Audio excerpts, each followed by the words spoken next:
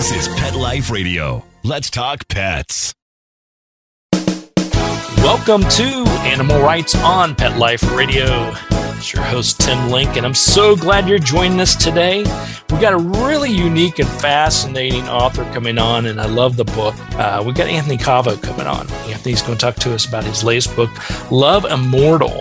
It's antique photographs, stories of dogs and their people. So it's a really fascinating book, and we'll get into a little bit about what the book's about, how he came up with a great idea, how he did his research, all that wonderful stuff, and then talk to him a little bit about his writing styles and everything, and maybe even poke fun at his editors, because we know how editors are. No, just kidding, editors. So everybody hang tight. We'll come back right after this commercial break. You're listening to Animal Rights on Pet Life Radio. Take a bite out of your competition. Advertise your business with an ad in Pet Life Radio podcasts and radio shows. There is no other pet-related media that is as large and reaches more pet parents and pet lovers than Pet Life Radio. With over 7 million monthly listeners, Pet Life Radio podcasts are available on all major podcast platforms, and our live radio stream goes out to over 250 million subscribers on iHeartRadio, Odyssey, TuneIn, Stitcher, and other streaming apps. For more information on how you can advertise on the #1 pet podcast and radio network, visit PetLifeRadio.com/advertise today. Let's Talk Pets on PetLifeRadio.com. Welcome back to Animal Rights on Pet Life Radio.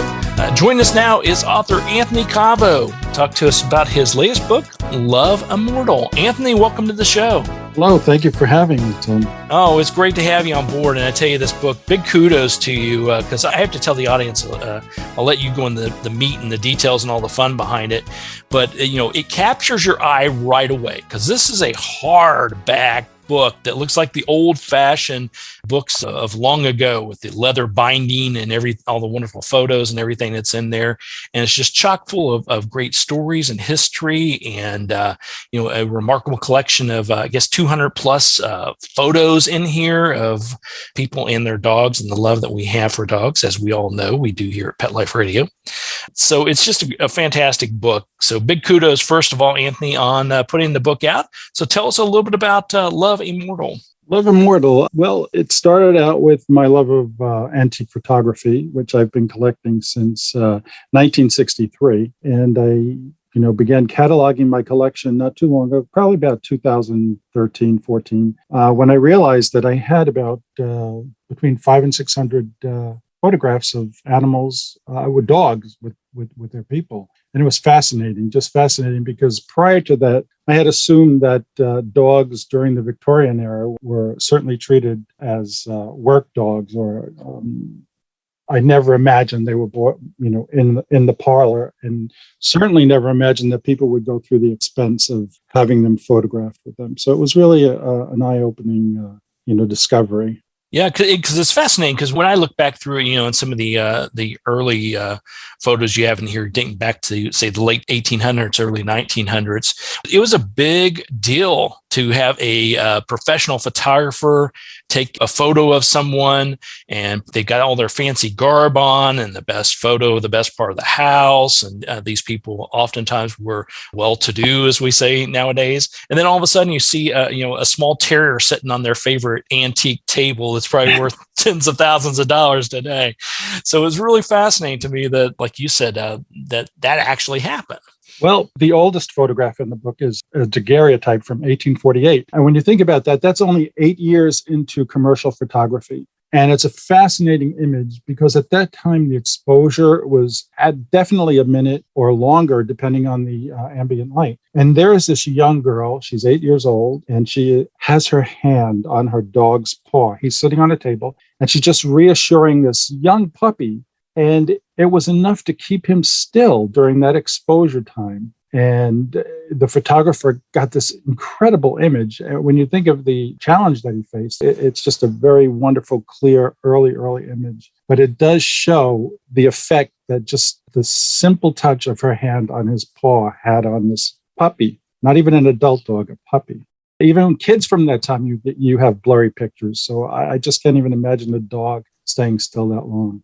Yeah, because some of the photos in there, you mentioned the kids, some of the photos of the children are, it looked like they're barely able to set themselves up to begin with.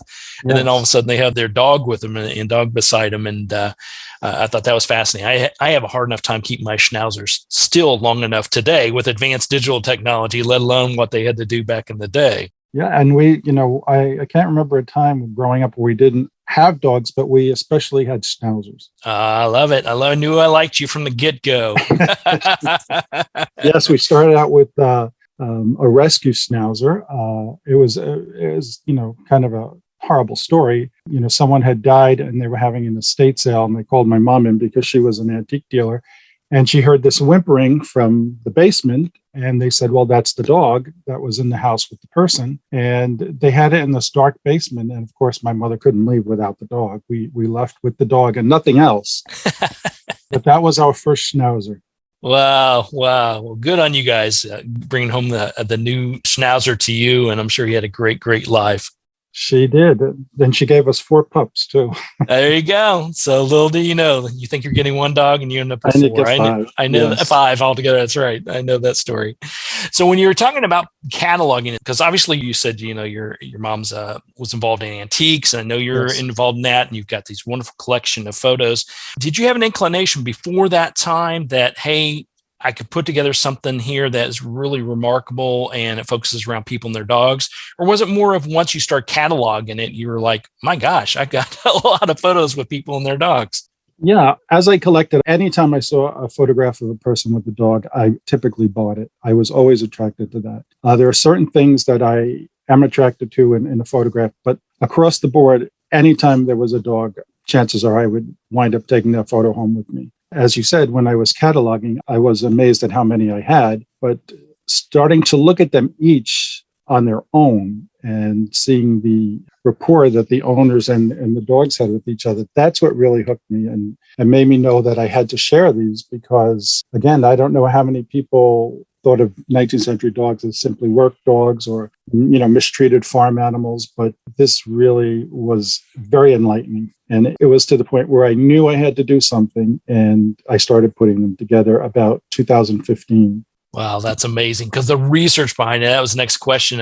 Here we're in 2022 and we finally get this fabulous book in our little grubby hands. So I try to keep my grubby hands off because it's so pretty. It is good looking. It's funny. I in 2015, I just decided to self-publish. I self-published one book, which is very similar to this, but it's brides from 1840 to 1940. And I never even thought of going the traditional publishing route. And subsequent to that, I did 3 more on children. But all along, I worked on this dog one. And that's why I think it came out so well, because I took my time with it. And the research started probably before 2015. But I had always had articles on dogs and pets in general. So I kind of had a head start. There you go. Well, that's the beautiful thing about writing and adding animals to a book, because now you have Love Immortal with your dogs. Next one, we can have Love Immortal with our cats, and then our horses. Many Victorian photographs with birds.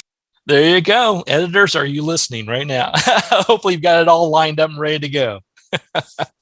So let's talk a little bit about then because not only has, chock full of just wonderful, wonderful photos, but the research behind it, because you actually have, background on the photos and you have stories and things attached to it. And I can't even imagine here you are, with a huge collection of these photos, your category, put them into catalogs. And then all of a sudden, you get this epiphany to do this. And now you got to go back and find the history behind it. And who are these people? Who are these dogs? And where did this come from? And if you can't find the exact people, how do you find at least the historical aspects of it? Well, as I say, I've been collecting since 1963, and I've read ever since I could remember about photographs. So I really did have a head start in terms of dating. I can look at a photograph, and certainly by the medium, whether it's a daguerreotype, ambrotype, ferrotype, CDV, whatever it is, I can date that within even a couple of years, sometimes even 2 specific years, based on cardstock, based on the image, based on fashion. And then on the others, the very old ones, Fortunately, there's a lot of information about photographers from the 1860s, especially English photographers, and you can see when they were in business. So you can, use that also to date. And then there was this unique period during the Civil War, 1864 to 1866, where every photograph in the North, at least, was taxed, and they had to put a postage stamp on the back and hand cancel it and date it. So those photographs from that period of time, there's no doubt about sometimes the exact day. But fortunately, many, many people did write their names and the date that the photograph was taken. And on many of the other photographs that I have a particular city or country on, it is because of the photographer or the writing, which I got such an education in, trying to figure out languages, especially the Slavic languages, deciphering Russian and Greek or Lithuanian or Latvian. So those are other ways I can definitely pinpoint the origin of the photograph. But dating them was the easiest. Wow. To me, that would be, just trying to dig through all that, because nothing's worth, I'm reflecting back to having the big trunk upstairs in my house of family photos and my wife's family photos and stuff that, gotten handed down. And there's nothing worse than having a photo with, unfortunately, the person or the person's family not being around and there's no name on the back of it. You're like, yes, that's absolutely right. And then again, when you get to the later photographs, like 1890s, 1900s, we get into that wonderful period where people had cameras in their hands and they're taking these photographs just willy-nilly in their regular clothes and in their normal settings, taking silly pictures with you'll see there's a couple of pictures, and I can't even explain them, of someone in a witch's costume sitting with two nurses and a dog. And then there are two women dressed as clowns with a dog on their lawn. And these are wonderful because typically they did put the information on the back, or they took them and sent them to a relative and had the information on the back. So those later pictures are wonderful because they're just unique. They're just vernacular, and it's the way they were. Just wonderful. And, it's always good that you provide the story and the history behind it, because ironically, I was flipping through the book again and I saw the exact one you said with the two nurses and the person in the little witch's costume and the dog. And if you saw that on face value, you'd think, well, that's a really cool picture, but what in the heck you got? What were they doing? What were they doing? And it's like, oh my gosh. So it gives the history behind all that as well. And I love how you put the book together as far as it's chronological by year, and it gives the history behind the years. And like you've been so eloquently telling us today during the show, the background and how you can tell the style and how was done in the earlier days. And then as it progressed through the years, how the photography changed, as well as the people. Like you said, it became more of just a commonplace. Fortunately, they're not taking pictures like we do today of what we're having for lunch, maybe with our dog. But it was progressing in that fashion. And the beauty of the photographs is when you look at them, it really is all about the dog. No matter what kind of backdrop they have, no matter what kind of furniture, no matter how cute the kid is, your eyes always go to that dog. And there's so many the dogs have that wonderful way of cocking, tilting their head and having their ears erect. And there are many in there like that where you just see that dog's personality. And the people become almost secondary or invisible when you look at these photos. Absolutely. Absolutely. And the thing I love about it is the collection of dogs, the types of dogs, and you could sort of think back to this when you first open a book and you start thinking, okay, this is dating back to the late 1800s, early 1900s. And, those breeds have been around longer than even these photos, but you don't catch yourself, you thinking of that. You don't catch yourself, expecting to see a Schnauzer or a Kyrian Terrier or, a Shepherd or whatever it may be. So it was really fascinating there too. And it also reflects back to today. A lot of times you see a dog and a person together, and I'm not saying we all look like it. We don't all look like our dogs. I wish I had a beard like my Schnauzer, but I don't. But on the other hand, you sort of match it up. But just like today, sometimes you see a dog and a person, you're like, how in the world did that happen? Yeah. Well, there are several photographs where I mentioned that, where you do see the similarity between the person and the type of dog they have. And it's, when you see that, you'd think, wow, did the dog look like the person or the person look like the dog, or were they attracted to each other because of this? But the fascinating thing is, there were several breeds that immediately I said, okay, that's a pug. And then I kind of second thought myself, because I said, the legs are a little too long, the body's a little too long, the snout is not pushed in enough. But what the Victorians did is they picked out the qualities they liked the most and they bred them. So over the years, from the time Queen Victoria had her pugs, and she raised like 30 something of them, from that time till today, the pugs' legs have gotten shorter, their body has gotten shorter, and their snout, of course, has gotten shorter. So yeah, you can look and say that's a pug or that's a poodle. Poodles are another breed that you see a big difference in 100 years. So it's pretty incredible to look at these dogs and say, I think that's a poodle, but it is a poodle, but it's a poodle from 150 years ago. Absolutely. Yeah. And sort of like breeding, is, today, as we continue to develop into more of an urban society, we bred the dogs down smaller. I mean, even one of my schnauzers is a toy. She's not a mini. She's not a toy. And then they've got one even smaller than that, teacup. Then today we see a lot of the breeding. You mentioned the poodles, but poodles are hypoallergenic. So people with allergies, they breed them with a lot of other different breeds. I think there's 60 plus. Hi, buddy. And here's our Labradoodle. There we go. Keep me straight. But there are 60 different oodle mixes that are, you can find online at the, I'm trying to think of the website that lists all the dogs, but yeah, there are 60 different oodles. There's oodles and oodles of oodles. That's it. And when you talk about the AKC, for instance, how they acknowledge different breeds early on, they didn't want to acknowledge that. And now it's an acknowledged breed in particular. So that's fascinating. And I have to say, Dennis Sprung, the president of the American Kennel Club, was so generous in his review and also in helping identify many of the mixed breeds.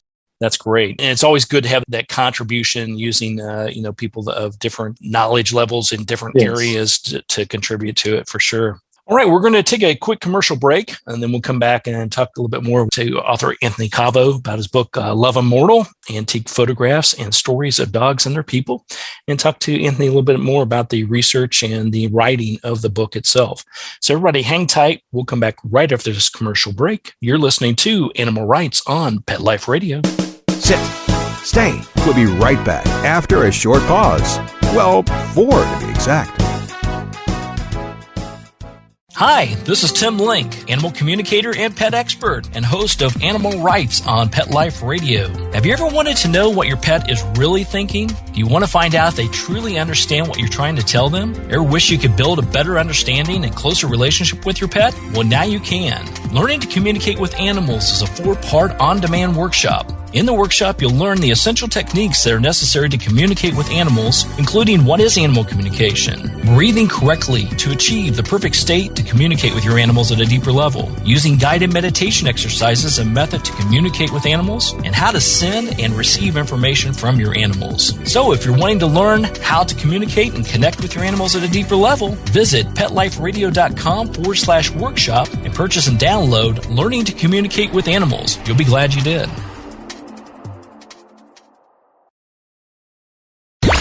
Let's talk pets Let's talk pets on Pet Life Radio. Pet Life Radio. PetLifeRadio.com.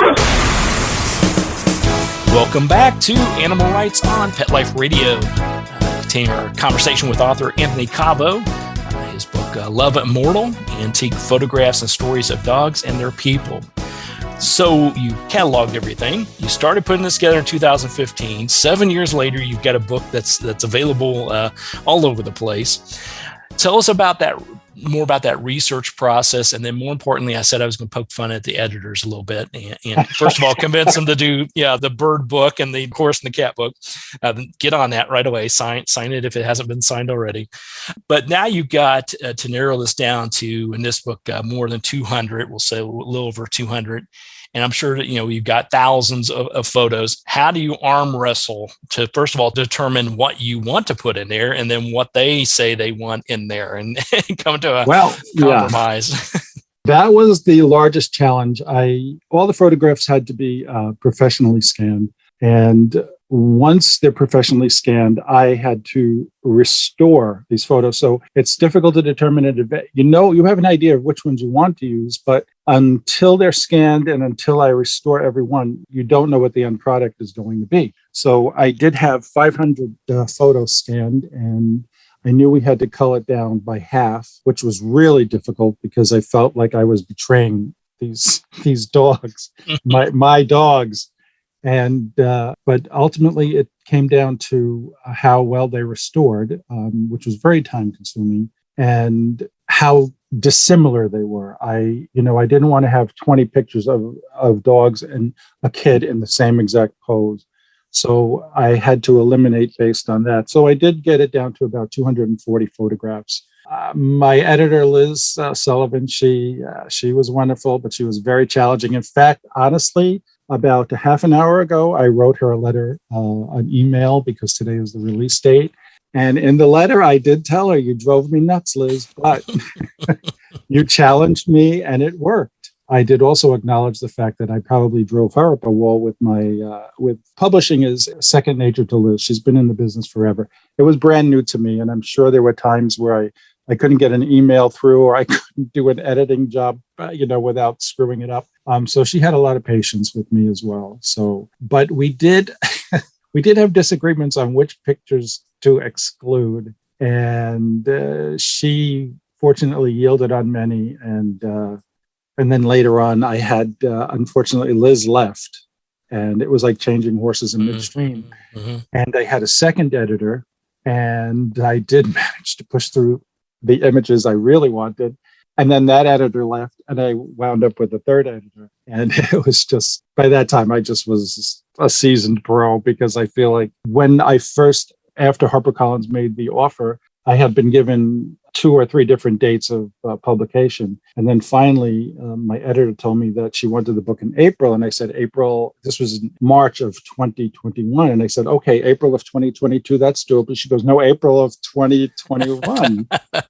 And I said, it's going to take 2 weeks to scan the photos, another 2 weeks to, at least restore them if I don't go to sleep. So ultimately, after scanning all the photos and restoring the photos, I did it in 4 weeks. But fortunately, as I say, I had been collecting information for many years. And when you're in this business, you have to educate yourself all the time. And fortunately, I would read every time I got a photograph, and something about the dog made me, if it was the breed, I would read about the breed, and I would collect information on the breed. So I did have a lot of information already. Yeah, the ever-shifting times of publishing, for sure. It's always a challenge. And like you said, a book like this, it takes some time, some refinement. It's the physical process. It's not only writing about the history and getting that down correct, but also you've got some storylines and some background and things that had to be included. So this book took a lot of finessing. And the publishing industry, you sit around and wait for a long time, and then they want it tomorrow. So, and that's exactly what happened. Yes, my agent approached HarperCollins.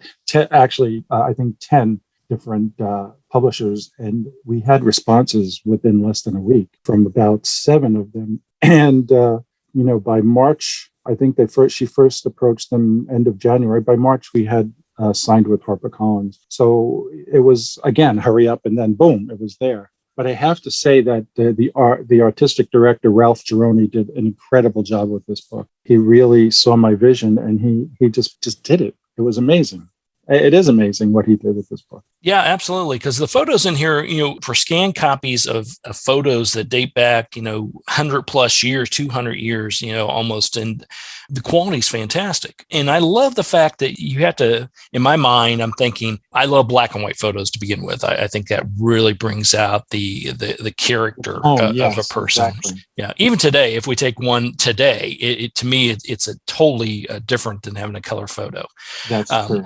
And these are just so crisp and clear and perfected in so many different ways. And like you had mentioned, the dog's expressions, sometimes they're like spot on. It's like, okay, let's get this photo done. I'm ready. I'm looking good. Yeah. My hair's parted just right. And the other ones, especially I had reflect my terriers, of course. They're like, again, another photo. So dogs were doing this still back hundreds of years ago, and they're still doing it today. So that's what I love about it. That's right. They're consistent. We changed. They are consistent. They are consistent. So when people pick up a copy of Love Immortal, Antique Photographs and Stories of Dogs and Their People, obviously it's going to be a great read. It's going to stick permanently on the shelf. It will come down off the shelf, but it's the way it displays, the way it holds, and the uniqueness of the book. This one will never leave my display here of books. Thank you.